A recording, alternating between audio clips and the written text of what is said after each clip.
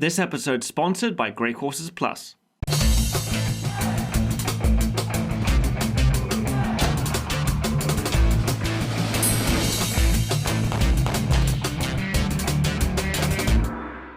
Hello and welcome, history buffs. My name is Nick Hodges, and today I'll be diving into a true American classic, Gettysburg. In vivid detail, this 4-hour epic covers the bloodiest battle that has ever been fought on American soil, the Battle of Gettysburg. Set in July of 1863, this is the story of Confederate General Robert E. Lee's bold plan to invade the North and provoke the Army of the Potomac into open battle. If successful, it could potentially turn the tide of America's Civil War in favor of the Confederacy. And that's the basic premise of the movie. Now, as for its execution, let's just say that this is America's answer to Waterloo. Everyone involved in production gave it their all, from shooting on the real locations to recruiting thousands of Civil War reenactors to help bring this battle to life. This is another example of a historic film done right. This is Gettysburg.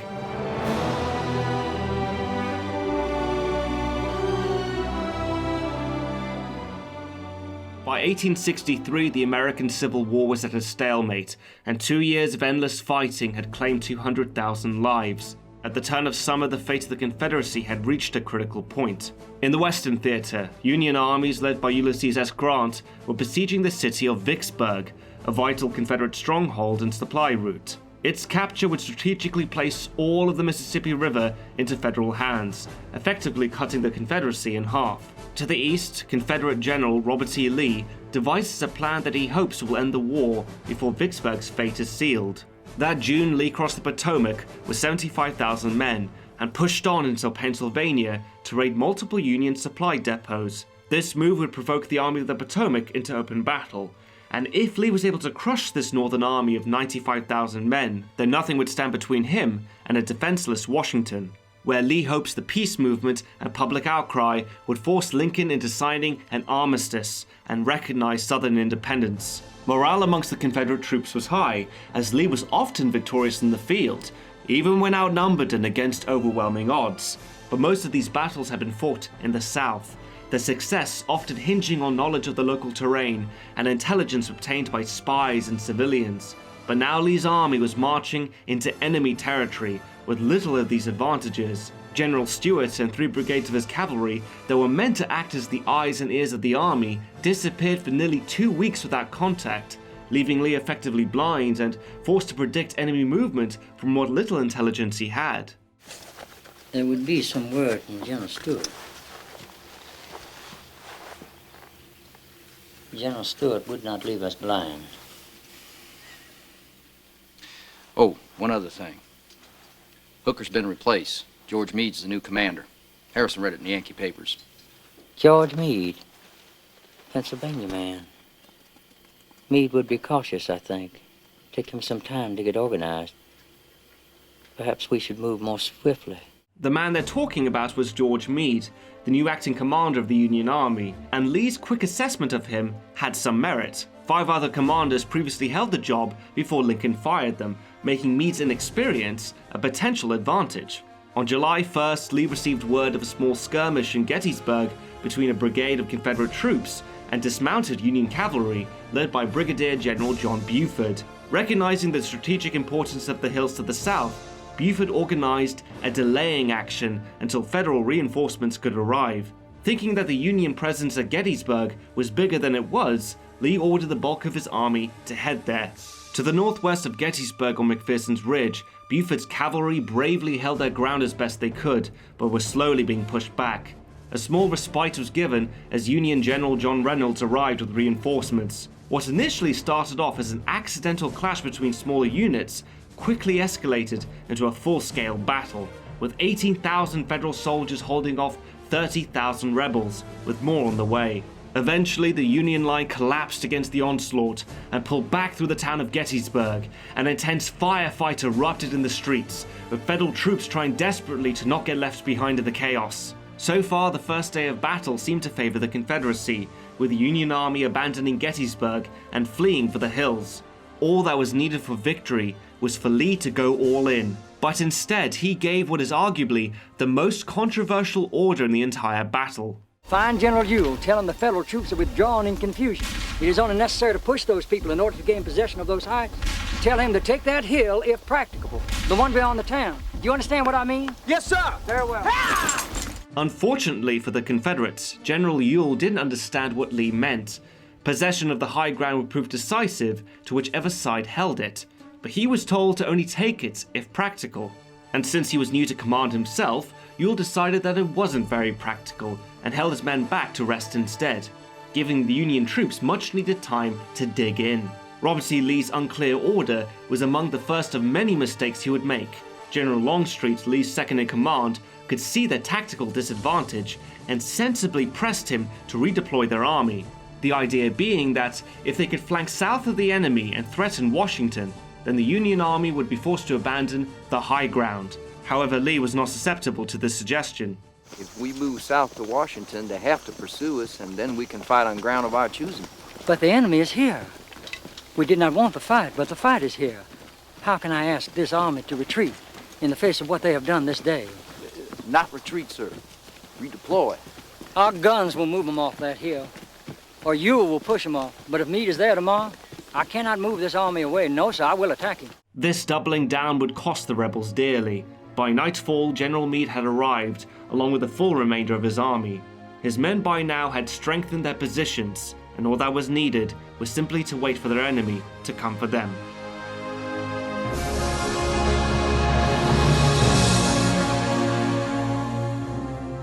July 2nd, 1863.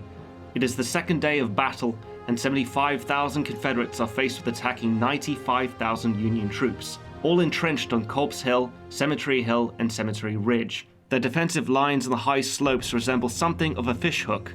To drive them off it, Robert E. Lee ordered an all-out assault. Its main body would be carried out by General Longstreet, who would take his 15,000 rebels and strike at the Union left, and with a little luck, overrun this impenetrable line and sweep over the entire breadth of the fishhook.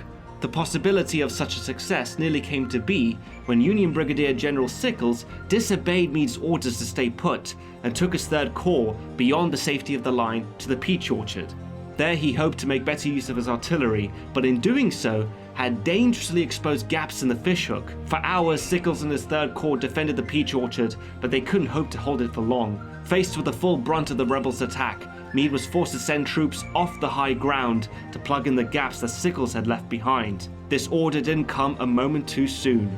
The rebel line easily overwhelmed Sickles' Third Corps, sweeping over the Peach Orchard, the wheat field, and were fast approaching Cemetery Ridge. Wave upon wave of rebel troops smashed into the Union left. Both sides suffered horrific casualties. One wrong move on the Union's part could have ended the battle right there and then. The fighting was especially fierce on Little Round Top, the farthest edge of the Union left flank.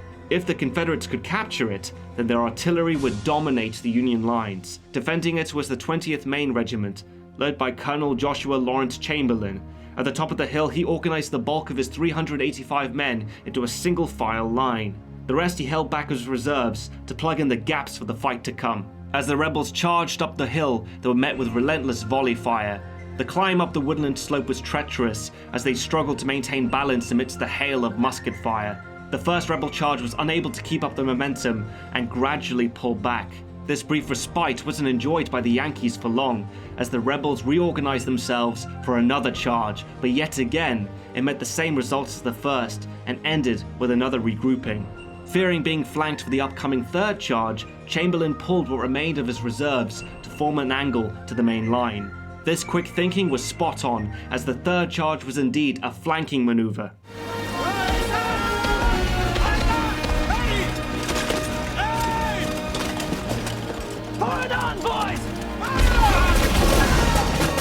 The fight by now had become desperate, as both sides were so close that they fired on one another at almost point-blank range. For 90 minutes, Chamberlain's men had stubbornly held the line, but the likelihood of them surviving a fourth charge didn't look good. The casualties they suffered had been heavy, and virtually all of their ammunition was gone.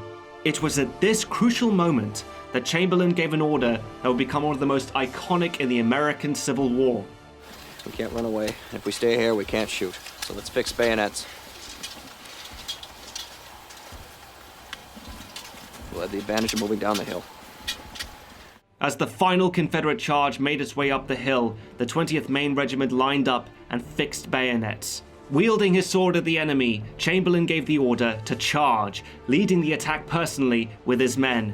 This move caught the rebels completely by surprise, causing them to rout down the hill in a flight of panic, never to return. Fighting would continue throughout the day in other parts of the battlefield, but the Union left was successfully held. I would like to say thanks to our sponsor for this video, Great Courses Plus. If you're interested in learning more about the American Civil War, then you should check out their series with Professor Gary W. Gallagher. In 48 lectures, he covers the entire conflict, as well as its most significant battles like Gettysburg.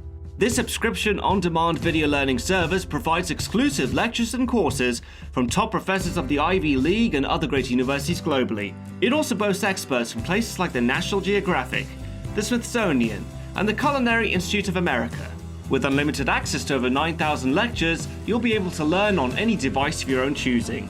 To start your free trial, just enter thegreatcoursesplus.com/historybuffs or click on the link in the description box below.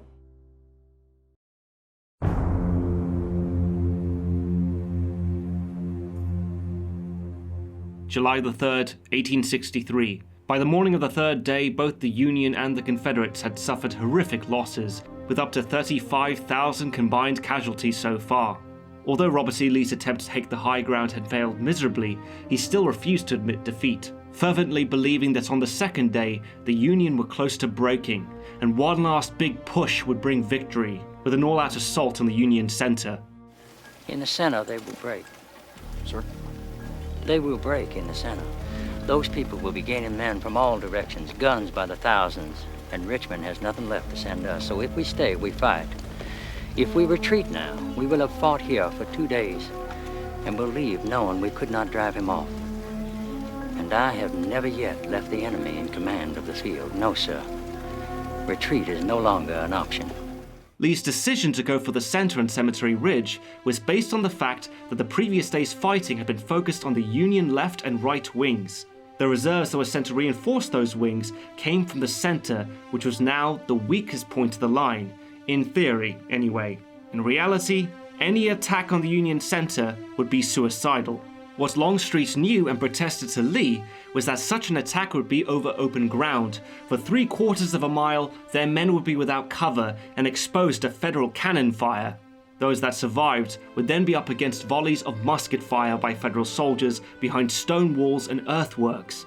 The losses of such an attack would be staggering. Longstreet tried repeatedly to persuade Lee against the attack, but to no avail. All he could do was see it through.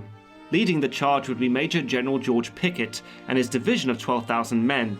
To provide them with some cover, Longstreet implemented 160 cannons to fire on Cemetery Ridge in hopes to pin down the Union artillery.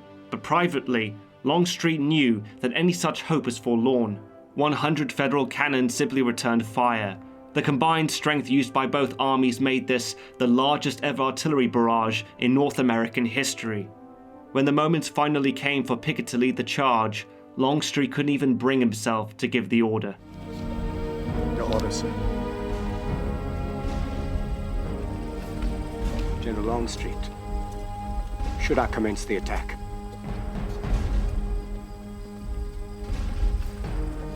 Emerging from the concealment of the trees, 12,000 rebels began the long march to Cemetery Ridge.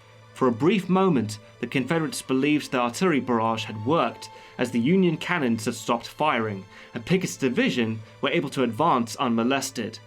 But it was a ploy. Union commanders had briefly silenced their guns to lure their enemy into the killing fields. When the Confederate division walked into optimum range, the Union artillery hit them with everything they had. Solid cast iron balls bounced across the landscape, slamming into rebel lines, followed by shrapnel shells that exploded overhead, spitting thousands of metal fragments into enemy ranks. When Pickett's division were at even closer range, they were hit by devastating canister shot, small cast iron balls densely packed together that when fired resembled something of a shotgun, taking out rows of men at a time. The punishment inflicted on Pickett's division was horrifying, but admirably, the survivors continued their desperate march on Cemetery Ridge unabated. As they neared Federal lines, Union soldiers were now able to use their muskets. Volley after volley hit the rebels, decimating their numbers. What was left of Pickett's men were just able to break through and reach the stone walls. Both sides engaged in desperate hand-to-hand fighting, but eventually, the greater numbers overwhelmed the Confederates. When the fighting was finally over, a mortified George Pickett had lost over 2/3 of his division. General Pickett, sir, you must look to your division.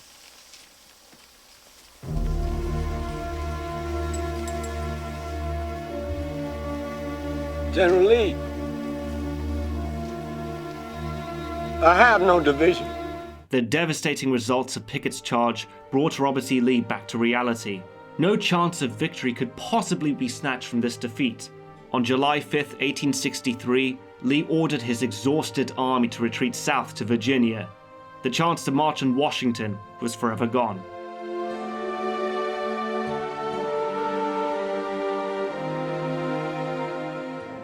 Gettysburg is another rare example of why historical accuracy in films can be possible, should be possible, or uniquely to this case, needed to be possible.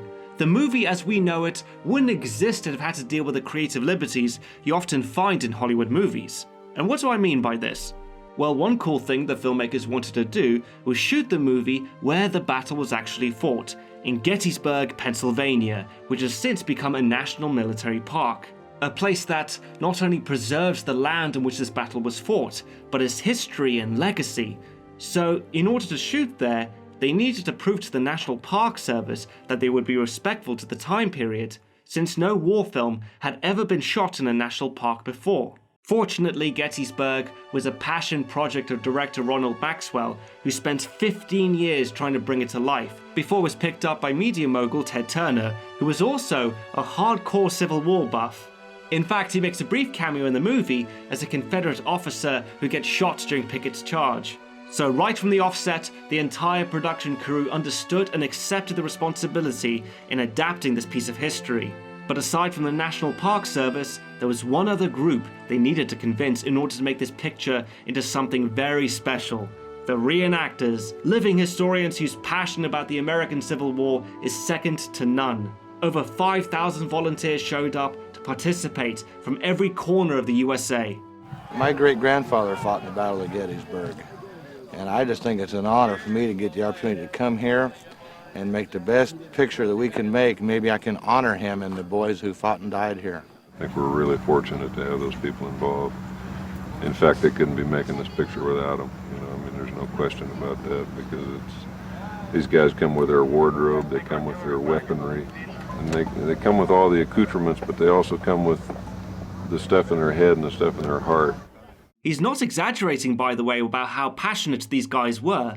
Most of them were not paid for their time and efforts. The only reimbursements they might have received would have been in travel expenses or for food, and yet they helped shape production costs by bringing years of experience and training, as well as their own equipment. There were even reenactors who brought their own cannons. That's how much they care about the American Civil War. So imagine what would happen if the filmmakers didn't.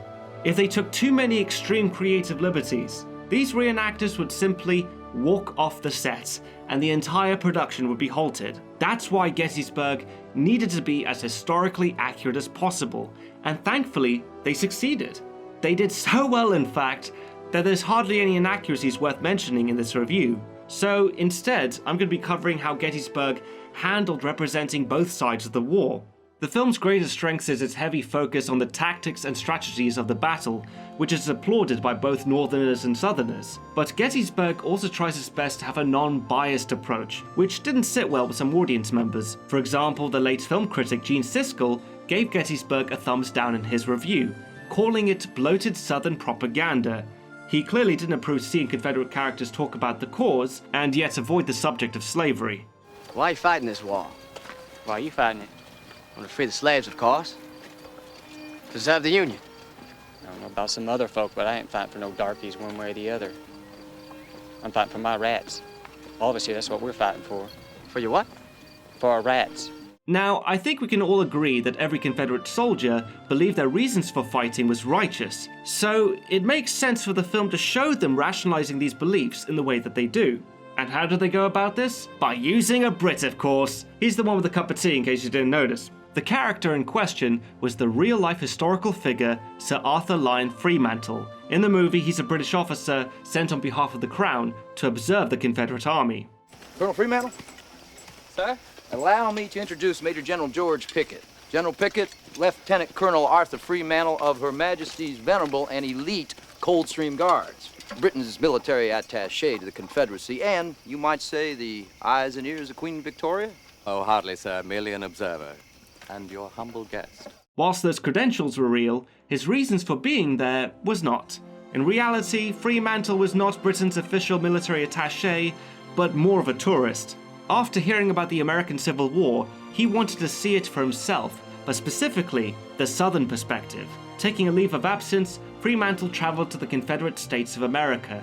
Slipping past the Union blockade, he landed in Mexico and crossed the border into Texas.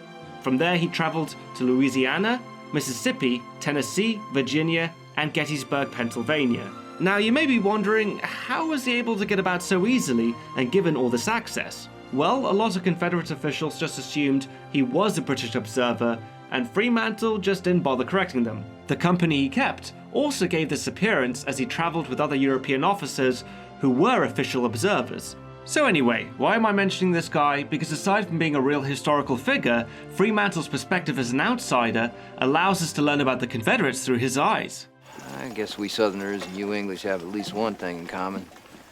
We'd rather lose the war than admit to the mistake. Well, let me make this very plain to you, sir. We do not consent, and we will never consent.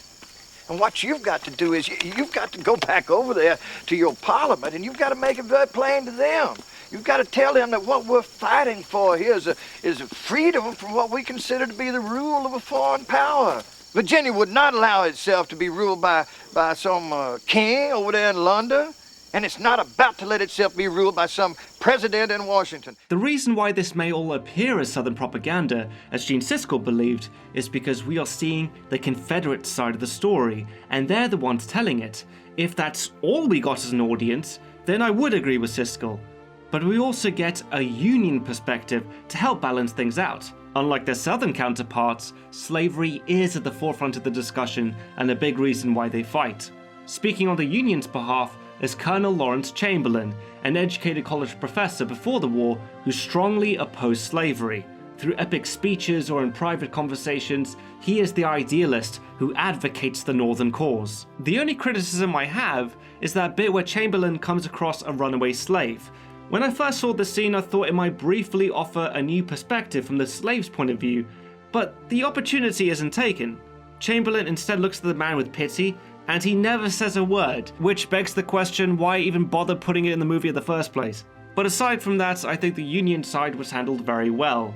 The decision to present both sides equally resulted in a much deeper movie that helped resonate with Northern and Southern audiences alike. It would have been easy for the filmmakers to push through a contemporary agenda and change things, but instead, they trusted the history they were trying to tell. But overall, Gettysburg's main focus is the battle itself, and it goes above and beyond to recreate it as accurately as possible. Few films are made with such competence and a love for history, and this one is able to rub shoulders with the greatest of epics. Films like Tora, Tora, Tora, A Bridge Too Far, and Waterloo. Gettysburg is a part of that collective that all history buffs hold dear. Well, that about wraps it up. My name is Nick Hodges, and thanks for watching History Buffs. And remember, if you like the show, help the channel grow. If you wish to support History Buffs, then you can now do so at Patreon. And as always, let me know in the comment section what you thought about Gettysburg. And of course, what historical movie should I review next? In the meantime, check out the History Buffs Twitter and Facebook pages for new updates. Until then, I'll see you next time.